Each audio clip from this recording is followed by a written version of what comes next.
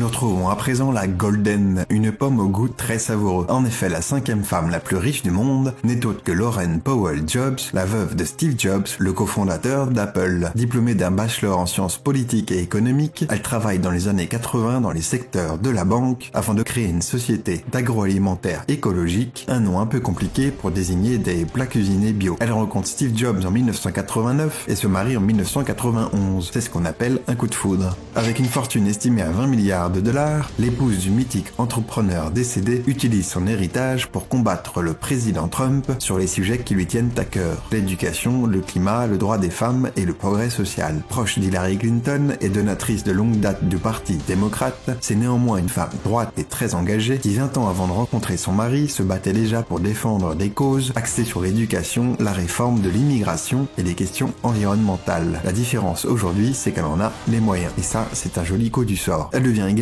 à la place de son mari l'une des plus grandes actionnaires de The Walt Disney Company avec 138 millions d'actions, soit une valeur de plus de 11 milliards de dollars. Et quand Mickey rencontre la pomme.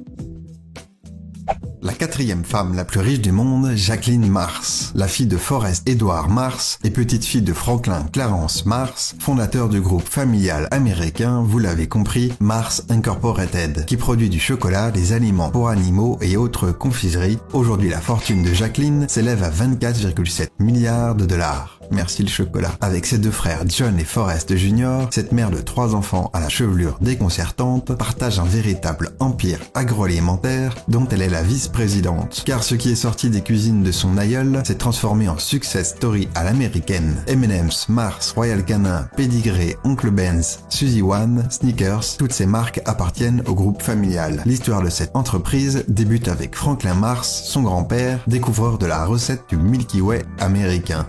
Son fils unique Forrest fera ensuite de la marque une réussite commerciale et industrielle au début des années 30. Et on connaît la suite, on en a tous mangé un jour. La 3e place, issue à l'origine de l'aviation, est un géant de l'industrie allemande qui pollue, ronronne et fend le bitume. Une idée, je vous aide un peu. Suzanne Platen est la petite fille de Gunther, fondateur de l'empire BMW. Suzanne possède avec son frère presque la moitié de la société allemande. Elle contrôle également la moitié du groupe pharmaceutique Altana, ce qui fait d'elle la femme la plus riche d'Allemagne. Dankeschön, femme d'affaires avisée à la tête d'une fortune industrielle à vous couper le souffle, elle ne possède pas de yacht à Monaco ni de chalet à Saint-Moritz. Droite, effacée et timide, cette femme d'affaires qui gagne plusieurs millions par jour mène avec son mari et ses 3 enfants une vie simple. Elle compense ainsi une vie toute tracée faite d'obligations et de devoirs.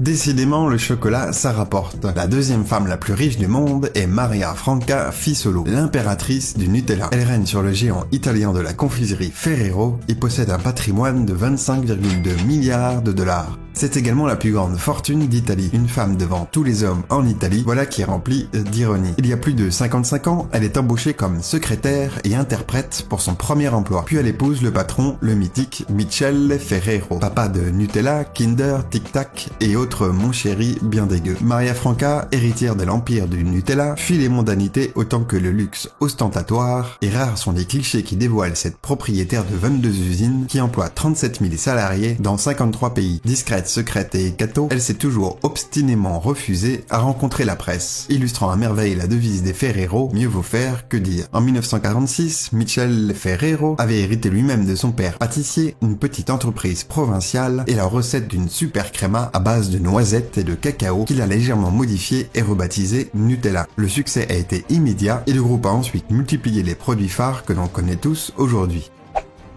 Jusqu'à son décès, la Française Liliane Bettencourt était la femme la plus riche du monde. La fortune de l'héritière de L'Oréal était estimée à 39,5 milliards de dollars. Désormais, le titre incombe à l'américaine Alice Walton, héritière de l'empire Walmart, qui dispose d'une fortune personnelle de 41,3 milliards de dollars. Elle est la fille de Sam Walton, fondateur de la chaîne américaine de supermarchés Walmart, numéro 1 mondial de la distribution. Précisons qu'elle n'a jamais eu de rôle actif dans le management du groupe, numéro, installée dans 27 pays et qu'elle possède avec son frère Jim et Rob 51% du capital de l'entreprise familiale. Après avoir travaillé pour Walmart dans les années 1970, en tant que simple acheteuse pour les rayons de vêtements d'enfants, elle devient analyste dans la finance avant de créer sa propre banque d'affaires. Elle est souvent dépeinte comme une femme réservée, ayant un fort accent de l'Arkansas et qui vit pour une personne aussi riche, assez modestement, à l'abri des regards dans son ranch texan. Alice Walton accorde peu d'importance aux honneurs de la presse ou à la sympathie du public. Mais malgré sa grande discrétion, elle est régulièrement la cible des détracteurs de Walmart ainsi que de très nombreux collectifs, associations ou autres individus qui ont tous en commun leur lutte contre la société de consommation, la mondialisation, le capitalisme ou encore l'exploitation sociale. On n'en attendait pas moins pour cette figure emblématique du libéralisme économique et le numéro 1 mondial de la grande distribution surnommé Godzilla. Walmart est tout simplement la plus grosse entreprise du monde par son chiffre d'affaires et son nombre d'employés. 2,3 millions de salariés travaillant dans plus de 11 000 supermarchés répartis dans 27 pays et 71 filiales. Férue d'art, Alice Walton possède plusieurs chefs-d'œuvre qu'elle a commencé à collectionner dès son plus jeune âge. Elle possède notamment des œuvres d'Andy Warhol et de Norman Rockwell. Sa collection personnelle est estimée à 500 millions de dollars. Et voilà, c'est fini. On se retrouve bientôt pour un nouveau Ninja Top.